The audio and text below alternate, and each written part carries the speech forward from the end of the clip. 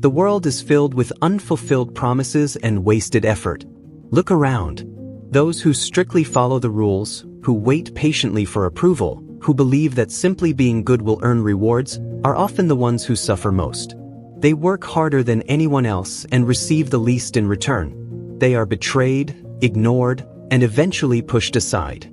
You were taught something that feels comforting but is fundamentally false. You were told that honesty guarantees fairness, and kindness ensures kindness in return. Yet deep inside, away from polite conversations, you already know the truth. Power is not concerned with morality. It responds to leverage. There is a reason the nice guy often ends up last. It is not bad luck. It is because he is playing a game he does not understand. He is playing checkers while others are playing an entirely different game. One written centuries ago by a man who examined human nature as it truly is, not as it should be. Niccolò Machiavelli. This message is not for those seeking comfort or reassurance. It is not for people who believe positive thinking alone will solve everything. This is a wake-up call. You are about to learn how to dismantle the mental conditioning that has kept you ineffective. You are going to learn how to think like a prince. Thinking like a Machiavellian is not about becoming immoral. That interpretation is shallow. To think like a prince is to become effective. It means understanding the mechanisms of human behavior, greed, fear, envy, ambition, and learning to work with them instead of pretending they do not exist. By the end of this, you will adopt a new operating framework. You will understand why you have been losing conflicts you did not even realize you were part of. You will learn how to build a reputation that protects you, how silence can be used strategically, and how to neutralize threats before they emerge. But understand this clearly: awareness has a cost. Once you recognize the strings, you cannot return to being unaware. Once you grasp how power works, you lose the comfort of innocence. You will move through the world noticing the motives behind every handshake and the calculation behind every smile. If you are not prepared for that awareness, stop here. Return to comfort. But if you are tired of being a pawn in someone else's game, stay. We begin with the first lesson. Lesson 1. The death of idealism. The first step to thinking like a prince is also the hardest. You must let go of idealism. Most people live in an imagined version of reality, a world of should. People should appreciate effort. A boss should notice hard work. A partner should stay loyal because you were loyal. This word, should, is the root of frustration. It denies reality. Machiavelli wrote that anyone who insists on being good in all situations will be ruined among those who are not. Read that carefully. Insisting on goodness in a world that does not operate that way leads to destruction. This is not pessimism. It is cause and effect. When a lamb enters a den of wolves, it is not rewarded for innocence. It is consumed. To think like a prince, you must stop judging the world by your own values. Remove the surface layer and examine what lies beneath. Human behavior is driven by self-interest. That is the starting point. When someone helps you, it benefits them in some way. When someone loves you, they love how you make them feel. When people follow you, it is because you provide safety, opportunity, or advantage. Accepting this does not make you resentful. It makes you realistic. When you stop expecting people to behave like saints, betrayal stops surprising you. You plan for it instead. Loyalty is not a permanent virtue. It is a conditional agreement. As long as interests align, loyalty exists. When conditions change, so does commitment. A prince does not depend on the goodness of others. He depends on their need. He structures situations so that loyalty serves their own interests. Picture a building on fire. A well-meaning person hopes someone will come to save them. A Machiavellian looks for the exit. He does not argue with the fire or condemn it. He accepts it as a destructive force and moves accordingly. This is realism, direct, unsentimental realism. When you examine your own life, stop telling yourself comforting stories. Look at evidence. If you are struggling financially, it is not only because the system is unfair. Even if it is, you have not learned how to extract value. If you are isolated, it is not simply because others lack depth. It is because you have not mastered attraction or exchange. The idealist asks for an easier burden. The prince strengthens himself. Let go of should and focus on is. Without this, everything you build rests on unstable ground. Lesson 2. The masks we wear. Once you see reality clearly, the next decision is what version of reality you present to others. Machiavelli observed that everyone sees what you appear to be, but very few understand who you really are. Today, authenticity is promoted as a universal virtue. Be yourself, people say. Be open. This advice is risky. Revealing every weakness and insecurity gives others the tools to exploit you. A prince understands that, publicly, he is not an individual. He is a symbol, an image. You must intentionally shape that image. This is not deception. It is controlled disclosure. You must appear to embody traits the world respects: competence, stability, confidence.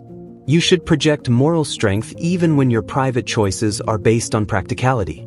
People judge with perception, not insight. They trust what they see performed. Think about those who truly hold power. You do not know their private fears or moments of doubt. You see composure, restraint, and control. You see the mask, and because it is consistent, you trust it. If a commander openly panics, the group collapses. His honesty undermines his role. He must display courage so others can draw strength from it. Thinking like a prince requires separating your inner self from your public role. Your private self is reserved for a few who have earned that access. Your public persona is a tool. Design it carefully. Decide what people should feel in your presence: calm, respect, reassurance, authority. If you want to inspire comfort, listen more than you speak. Maintain eye contact. Slow your pace. If you want respect, reduce unnecessary words. Control your reactions. Make others wait. This is not artificial behavior, it is functional behavior. It is social adaptation.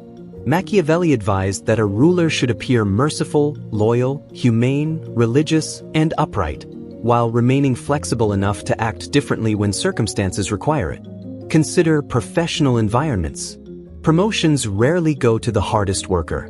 They go to the person who looks like a leader, the one who manages perception. Complaining signals weakness. Quiet delegation and polished results signal competence. Control your narrative. If you do not define your image, others will do it for you, and they will not be generous.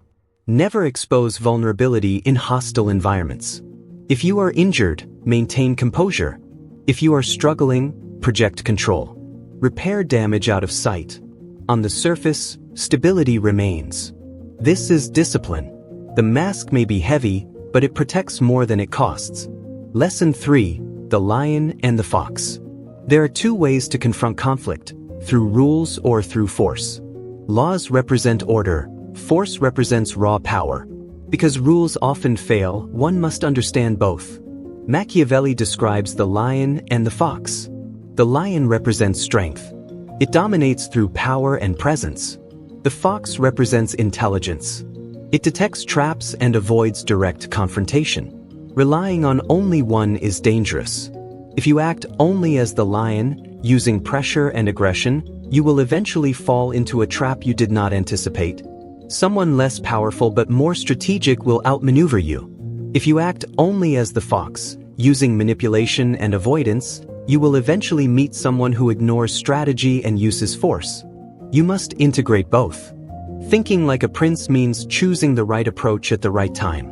Most people default to one style. Some rely on intimidation. Others rely on passive maneuvering.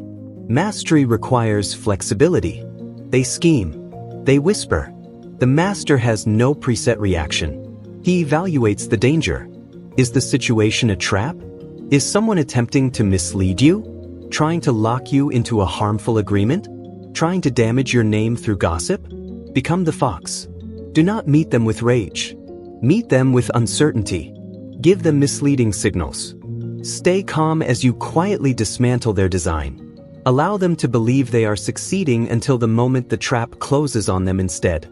Or is the situation a wolf? Is someone directly testing your authority?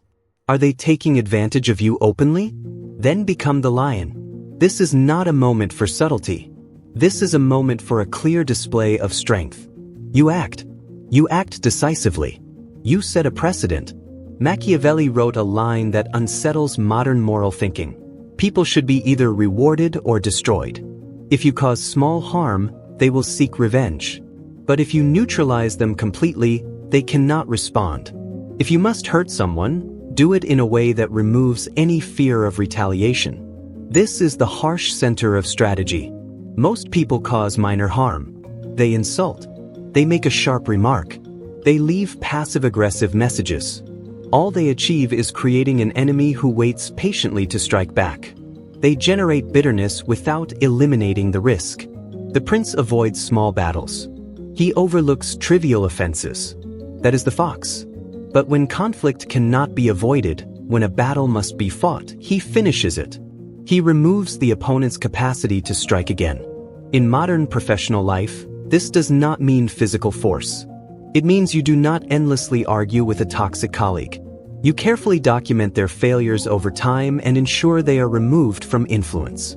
You eliminate the problem at its root. Reward or destroy. Be the ally people respect or the adversary they fear. Never be the irritation they resent. Now examine your own life. Were you acting like a lion when you should be a fox? Yelling in traffic? Fighting strangers online? Energy wasted? And where are you acting like a fox when you should be a lion? Allowing repeated disrespect of your boundaries, hoping the other person will understand. That is not patience. That is weakness. Adjust your nature. Change modes instantly. This uncertainty makes you formidable. If people cannot predict whether they will face a calm negotiator or an uncompromising enforcer, they will behave cautiously around you. Lesson 4. Emotional alchemy. We have touched on this, but it requires deeper focus.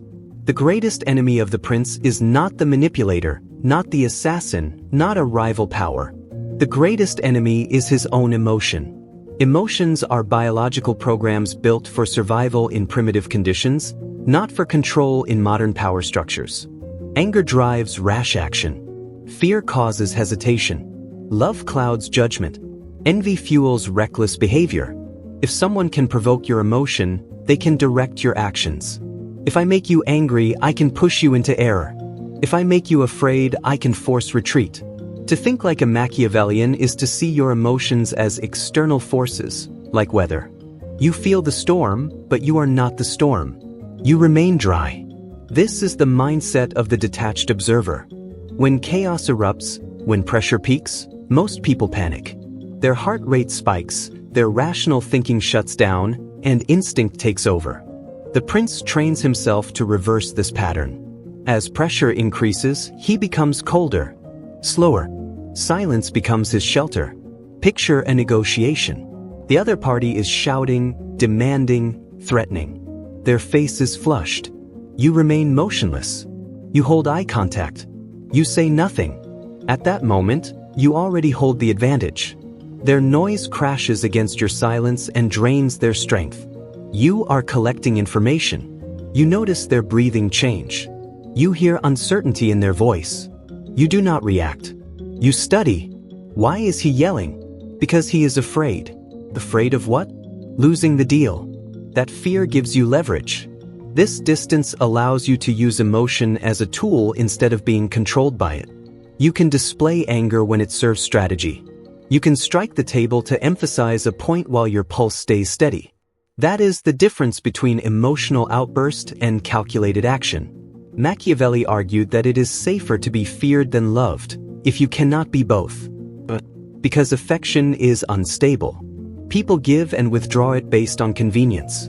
Love is a fragile obligation that is easily broken. Fear, however, is reinforced by the certainty of consequences. That certainty rarely fails. This may sound severe, but reality supports it. A leader who tries to be everyone's friend is often ignored.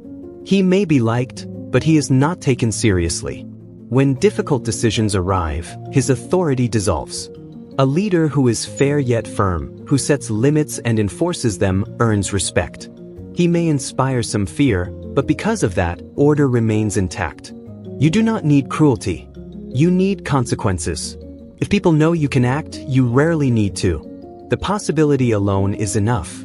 But if you are harmless, overly emotional, soft, and reactive, you will be overrun. Train the pause. When something triggers you, wait 5 seconds before responding. In that pause, the prince awakens. In that pause, you choose the response that serves your long-term objective, not the impulse of the moment. Master yourself and control follows. Lesson 5. The function of morality.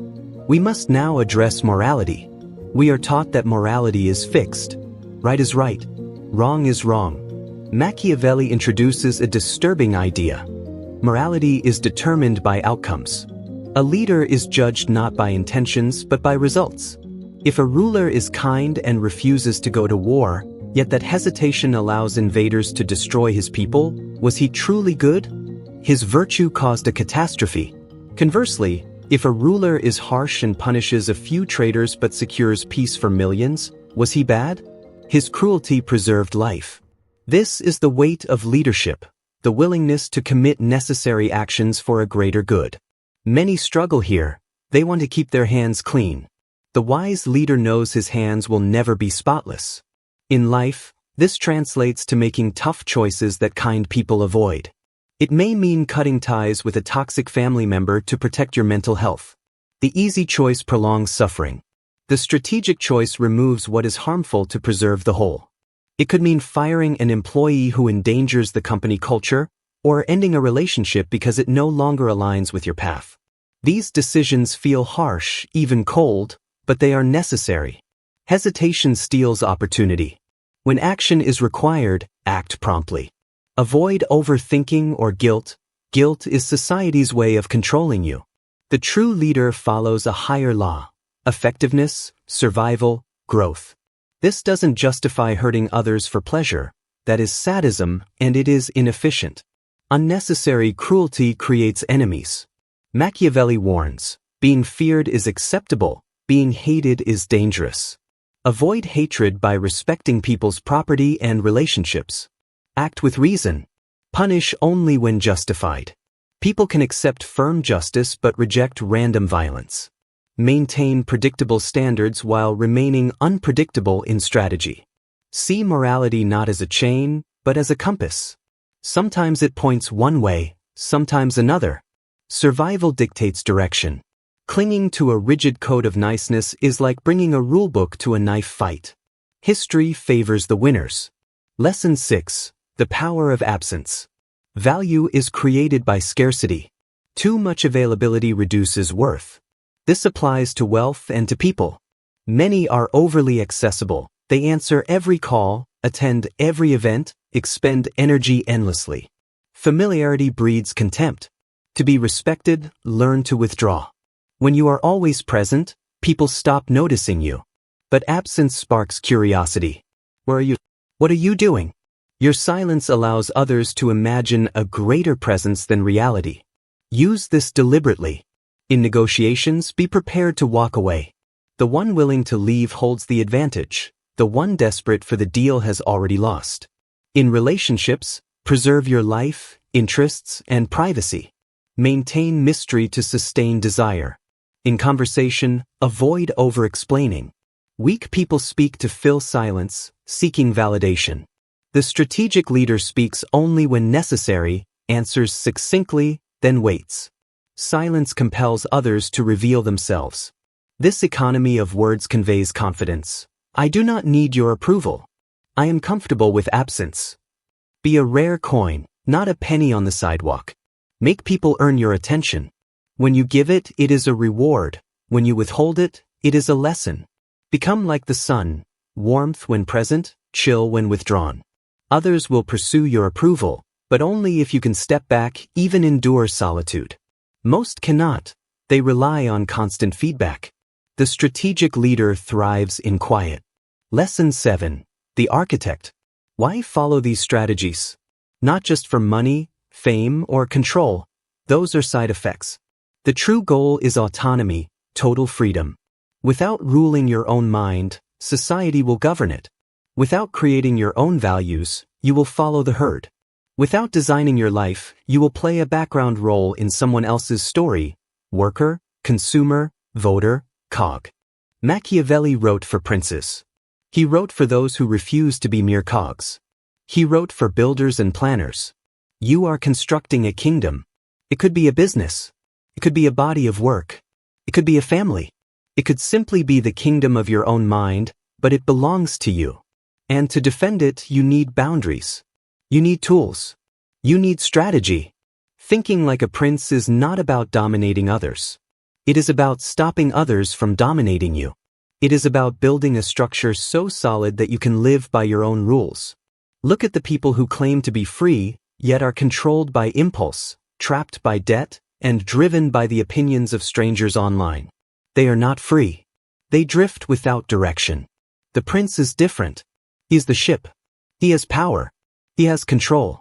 He moves with purpose and cuts through resistance. This path demands total responsibility. You can no longer blame your parents. You can no longer blame the economy. You can no longer blame your nature. Machiavelli explains that fortune or luck governs half of what happens to us, but the other half is shaped by our actions. A flood may destroy a village. That is fortune. But the prince prepares by building barriers before the flood arrives. That is discipline. That is strategy. Stop complaining about the rain. Build the barrier. This is real empowerment. It is the understanding that you are not simply a victim of circumstances. You are a participant in shaping them. You can influence the world. It is heavy. Yes, it pushes back. Yes, it resists. But with the right leverage, applied carefully and at the right time, it shifts. Patience is required. The prince thinks long-term. The fool demands results immediately. The prince plants what will grow over years. He tolerates boredom. He accepts silence.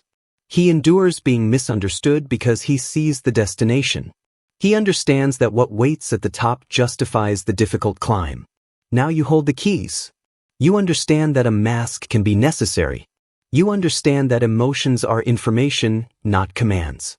You understand that morality can be used as a tool, not worn as a restraint. You understand that silence often speaks louder than noise.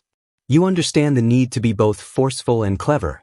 Once this perspective is clear, you can look at the news, at authority figures, at your relationships, and recognize the systems beneath the surface. This awareness is powerful, but it carries weight. Leadership is not light. The higher you go, the thinner the air becomes. Most people climb part of the way, feel discomfort, and return to the safety of the group. They choose comfort over clarity. They choose illusion. They choose ease instead of independence. That choice works for many. Society needs followers. But this message is likely not for them. If you are still listening, it is because you sense something more. You feel the drive. You recognize untapped capacity. You are willing to carry responsibility. Now the question is simple. What will you build with this understanding? Will you become consumed by control and fear? Or will you become a true prince, someone who creates order, protects what matters, and directs their own path? The tools are already in your hands. What remains is intent. If this shifted your perspective, understand that this is only what can be shared publicly. There are concepts that cannot be fully discussed here without restriction or suppression. The most effective knowledge is often limited. Systems are designed to protect the majority from ideas meant for the few. But you are not the majority. Deeper strategies exist beyond this space. If you are still here at the end, your focus already sets you apart. Subscribe if you have not. And if you want access to what is not openly shared, use the join option and move to the architect level. There you will find exclusive and censored content exploring manipulation, power structures, and internal mastery. Most will not take that step. They will comment and move on. That is expected. Influence has always been limited to a small group. The question is whether you are part of it. Join us. We are ready.